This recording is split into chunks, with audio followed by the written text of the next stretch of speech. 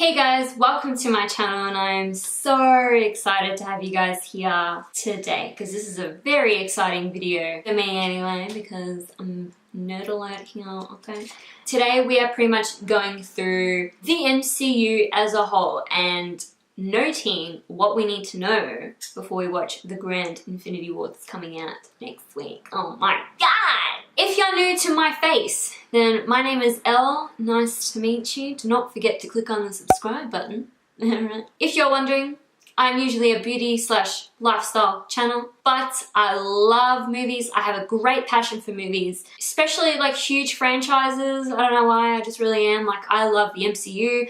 I love Star Wars even more. That is like my greatest passion. And I love Harry Potter, Lord of the Rings. I love them all. So I want to start incorporating that to my channel. But I'm going to shut up now because I want to get into what's exciting. But I do have a Black Panther review. I'll put it, I don't know which one it is. But so let's get into this video because I'm pumped. I'm pumped because I'm nervous, but I'm pumped. Let's pretty much get to what the movie's pretty much about. Like, who is the big bad guy that we keep seeing all floating throughout the Marvel Universe? Well, in case you guys don't know, we are dealing with Thanos, who is a big badass mofo. The comic background is a bit different to the movie background. I guess the difference is, I think with the movie they're trying to humanize him a little bit more because in the comic he's like obsessed with death. Like, he's literally in love with death. Fun fact, apparently in the comics, when Thanos was born and his mum saw him, her first instinct was to like kill him because he was like deformed. Like, that's so sad. I guess it explains why he's the way he is. So just a very brief summary on his background, on what they're doing for the actual movies. He was born a Titan. He is from Titan, obviously. He was born a bit deformed, and which made him a bit of an outcast growing up.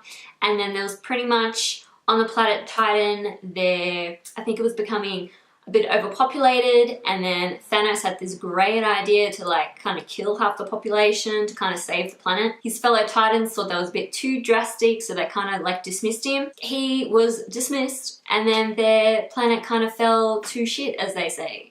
And that whole civilization came to an end, so pretty much Thanos is the only living Titan to remain. He wanted to keep his fellow Titans alive, but the way he wanted to do it was a bit, you know, calm down. So after that, he went off on his own and he went and became a powerful and very fearful warlord. I was about to say drug lord, I don't know why. And he took control of the Chitauri, which is the army that was in the first Avengers movie, just so you know. One major key throughout these whole movies is that there is a group called Thanos' Children. The movie they're known as the Black Order. So that pretty much involves the Black Dwarf, Corvus Glaive, Ebony Maw, and Proxima Midnight. And we have seen these little characters so far in the trailer. We've seen a little bit more of Ebony Maw and we've seen a little bit more of Proxima Midnight. And they look really cool, really terrifying, insane. Ebony Maw kind of looks like Voldemort though. Is that just me? Or I don't know. He kind of looks like Voldemort. So I don't know if he's all of a sudden going to be like, Harry Potter, like out of nowhere. Because that's what Voldemort sounds like. Okay. So they are technically like his children because he pretty much takes them and kills their family and raises them to become super assassins.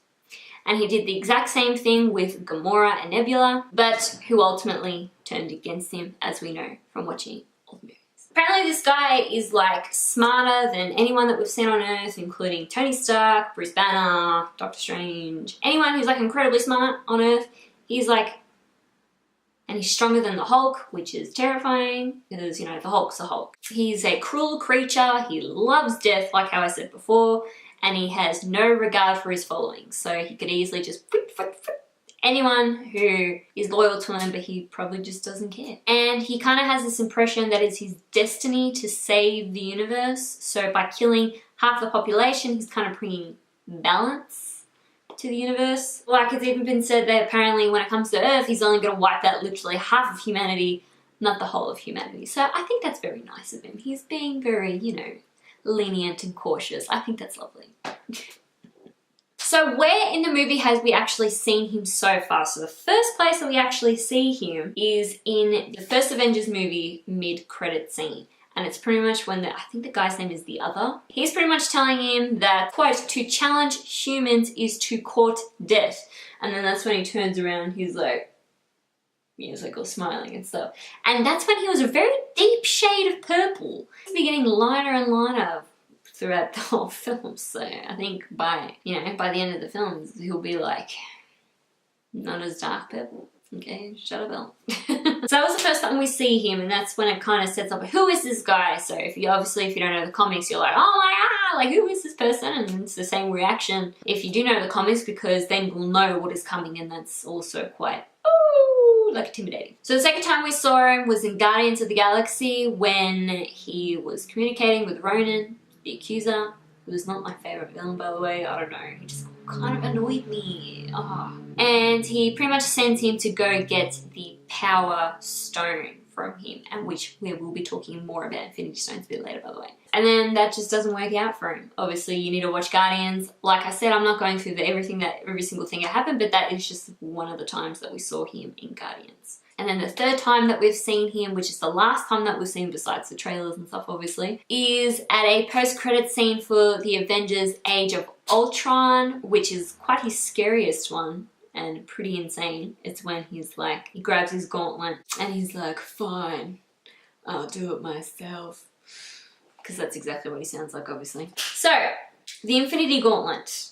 That is his choice of weapon. So what it does is that it pretty much channels the powers of the Infinity Stones, and it is a scary weapon to have, and he holds it on his left hand, and oh my god. So if you guys have seen the trailer, you'll know that he's pretty much gotten 2 Infinity Stones so far. So it is showing that he has the Power Stone and the Space Stone. That's already insane. So that's pretty much Thanos as a whole. So now we're going to move on to the Infinity Stones, which plays a huge role in the MCU. It's kind of what brings all these movies together, okay, and link them as one. So what are the Infinity Stones? Why do they matter so much? What is going on? You first learn like a good description of what they are in Guardians of the Galaxy when they visit the Collector, and the Collector pretty much gives them a description. And he pretty much says something along the lines of that would make sense, I suppose. They represent aspects of the universe. So they are space, time, power, mind, soul, and reality. And each one of them is terrifying. So let's talk about the first stone that we ever actually saw, and that is the Space Stone, which is inside what we call a tesseract, which is a bright glowy cube. And this one is insane. It can pretty much allow the user to be anywhere at any time. So it creates portals all over the universe, and we saw how that was done in the Avengers, how Loki created the portal. Where have we seen this stone? So we first saw it in Captain America, the First Avenger, and when Red Skull was using it to pretty much charge his weapons and make him a shit ton more powerful. But that's obviously not its true power, and then at the end of that movie, he holds on to the Tesseract and then it sends him into the universe. So, which pretty much saying Red Skull probably isn't dead, he's probably just somewhere else in the universe doing his own thing, probably.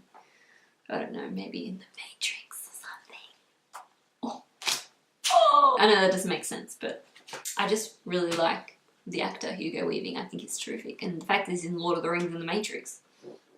Jeez. And then we see the stone in the first Avengers, and that is when Loki gets his hands on it and he pretty much controls Erik Selvig into using its true power to create a portal into space, and that is what allows the Chitauri to come in and own New York City pretty much. By the way, is it the Chitauri or the Chitauri? I can't actually quite grasp it. At the end of the Avengers, we know that Thor pretty much takes Loki, he takes the Tesseract back to Asgard, where it is kept in their vault, so to speak. Fast forward to Thor Ragnarok now, which means we haven't seen it in a long time. Loki is in that vault under Asgard, and it just teases whether he's going to pick it up or not. It doesn't actually show it. But obviously, if you've seen the trailer to Infinity War, we know that he picked it up. So the next stone that we will talk about is the Mind Stone. So the Mind Stone is pretty cool. It pretty much grants the user power to take control over people's minds and makes them do things unwillingly. Where have we seen it? Where has it been used? So the first time we actually saw it, we didn't actually know we were seeing it. It was in Loki's staff, which was actually handed to Loki from Thanos, because Thanos wanted Loki to go get the Tesseract in the Avengers, but obviously he didn't succeed. That is how Loki got the staff, which actually had the Mind Stone, but I don't think he knew that the Mind Stone was actually in it. So the second time we see it is in the Avengers Age of Ultron. So pretty much with the fall of Hydra, the Avengers go and pretty much grab that staff back, because it was originally with S.H.I.E.L.D. and then something happened, I'm not quite sure, and then Hydra ended up back with the staff. So once Tony grabs the staff, he pretty much has it in his head that he really needs, at this point, really needs to protect the universe, and he's always had this idea called Ultron.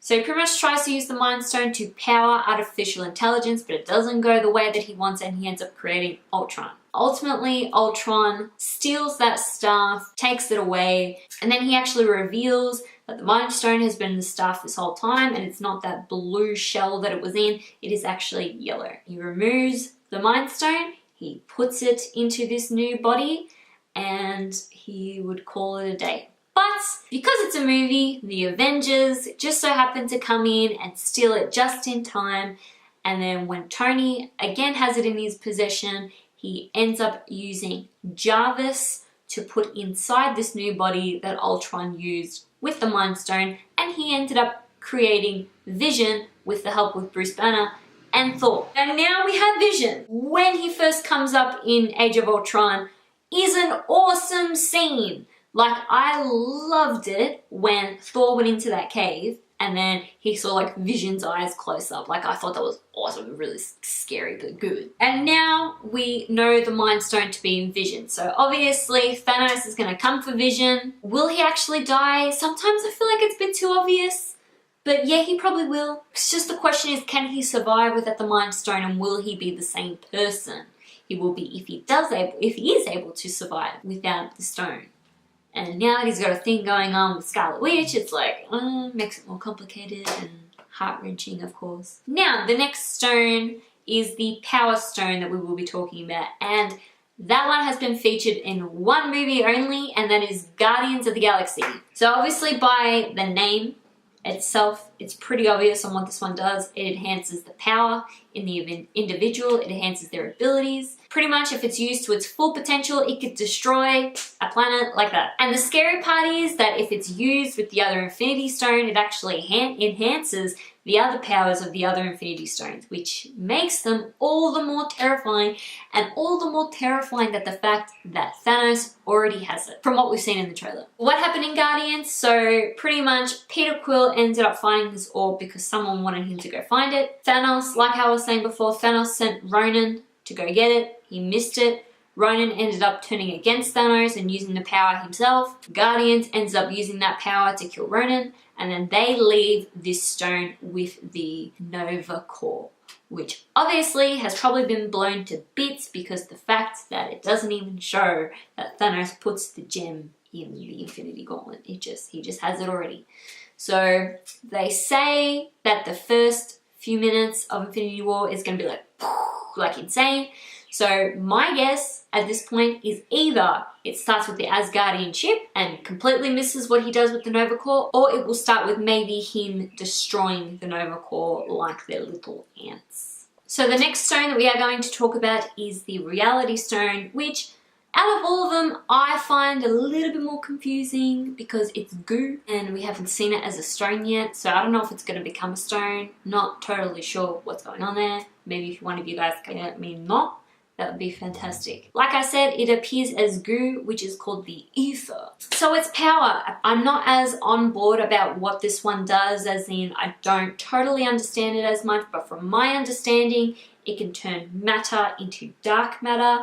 And apparently at its true power, it can bring anything the user wants to an actual reality. Very scary, especially in the hands of Thanos. Where did we see this? We saw this in Thor: The Dark World, which is the second movie of the Thor trilogy. And, well, it's not as loved by people, but, you know, I still liked it. I don't know, but I like all of them. I'm really easy to please. I just love everything. I really love this whole universe. I love every single movie. Except for The Incredible Hulk. I just don't agree with Edward Norton, okay? He just wasn't my favorite. So in Thor: The Dark World, it was pretty much being used by Malekith, who is the leader of the Dark Elves, and he pretty much wanted to use its power to create eternal darkness over the 9 realms. That's why he was always waiting for the crossover of the realms, so he can turn everything into darkness. So, which is pretty heavy. Pretty heavy. So Malekith gets defeated in that film, and Thor ends up getting the Reality Stone, and the Asgardians end up giving it to the Collector, who, by the way, is so extra. The actor that plays him, what's his name? Benicio del Toro, I believe his name is. Everything he does is so extra, like the way he's like, he gets the thing and he's like, you know. Now the next stone is the Time Stone, and it is probably one of my favorites because I'm pretty sure Doctor Strange is kind of my favorite. I love Benedict Cumberbatch, so I really enjoyed Doctor Strange. So what is the power of the Time Stone, you may ask? And it is quite simple, my friend. It allows the user access to the past, present, or future. It allows you to manipulate time, create time loops, etc. So that's pretty crazy, that one. And where do you see it? You see it Doctor Strange when it is inside the eye of Agamotto, and you see Doctor Strange use it, and how he uses it in the movie is to create a time loop to defeat Dormammu. Come to bargain.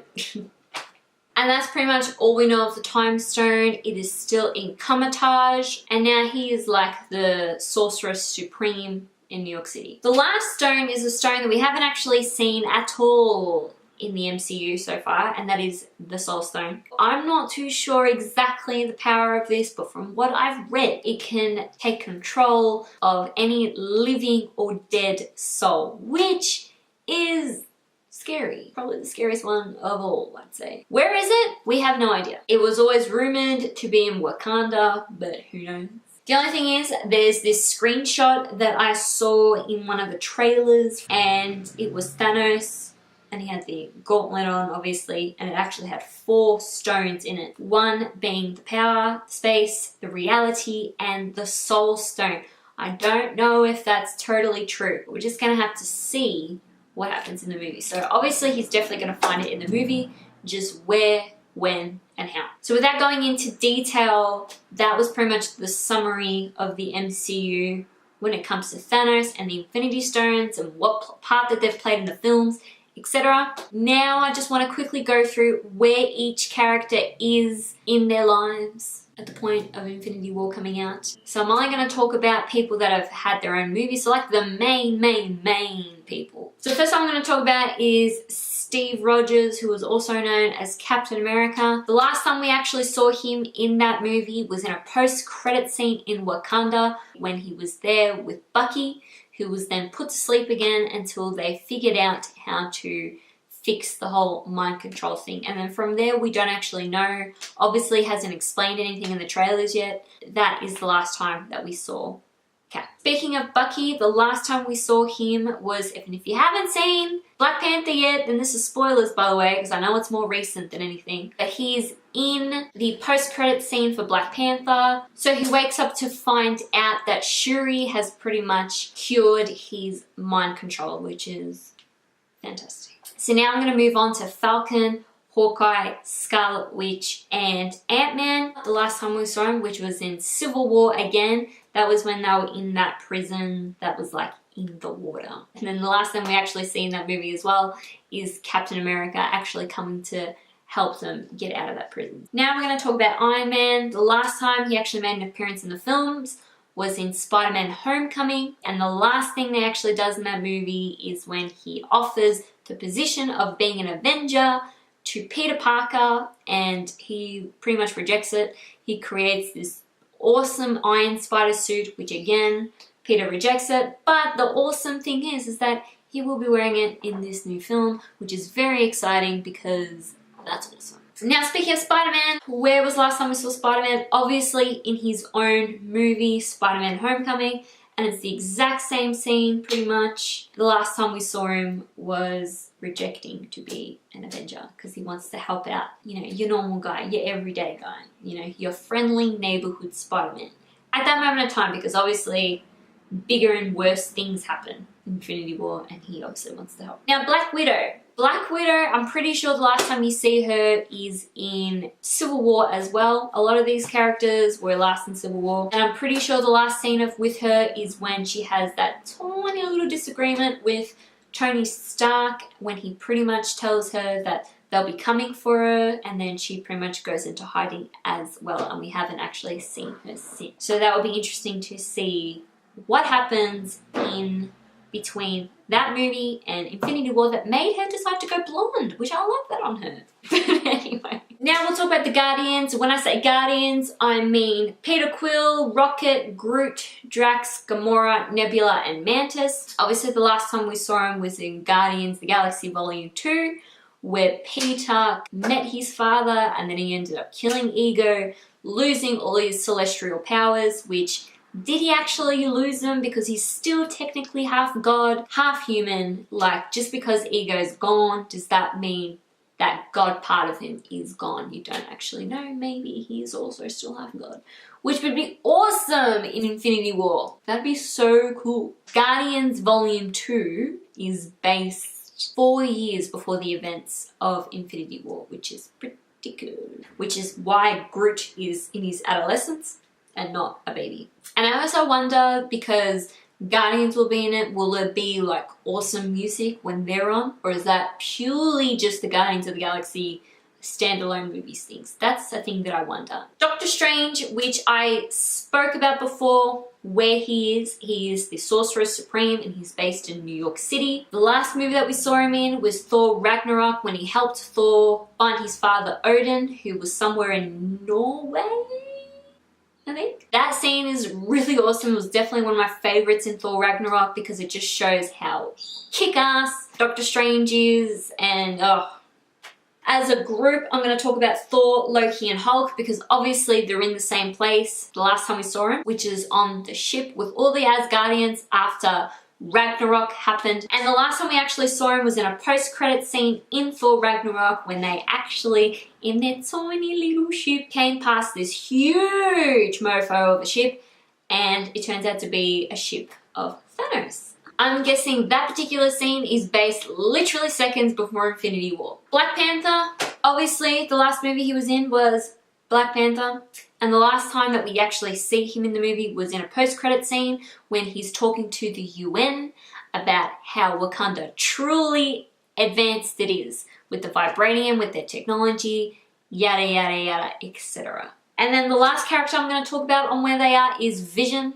The last time we saw him is in Civil War. I think he was pretty down. He did that whole thing to Rhodes where, you know, he fell from very high and we thought he was dead. And then because Scarlet Witch and Vision kind of have a thing, I think he's kind of down about Scarlet Witch as well. So you kind of just see him at the end looking pretty down. Now let's talk a little bit of predictions. I am so confused because I don't know what's going to actually happen. Obviously people are going to die because not a lot of people have died in the MCU overall. Like, it's mostly just bad guys and Quicksilver. But one thing I do think is going to happen is that there will be some sort of time travel in this film. Or maybe Avengers 4, we don't know because they filmed it all at the same time. But there was this picture that has been floating around the internet with, I believe, Doctor Strange, Captain America, Ant-Man, and the Hulk. Captain America is in the Captain America uniform that he wore in the first Avengers. And he's with Ant-Man and Doctor Strange and Hulk. So why was he wearing that outfit? Why? I don't know. So that's my guess that it might be time travel at some point over the next 2 movies. But I don't actually have a prediction on what will happen overall. For me, it's too hard to tell because they've done really well with keeping everything pretty hidden in the trailers. And if I just had to go by my gut feeling, I'd say that more likely out of anyone, Captain America will go, purely from the fact that Chris Evans seems a bit over it. I'm kind of getting this feeling that he wants to direct more than act these days. I'm a bit worried about Iron Man as well, but the thing is, like, he's such a mentor and stuff to Peter Parker, and he kind of keeps evolving his suits. So I don't know if they'll keep him around as like a background guy for Spider-Man, but who knows? It's gonna be insane, that's all I know. And people are gonna die, and I'm not ready for it. So there you go. Whoa!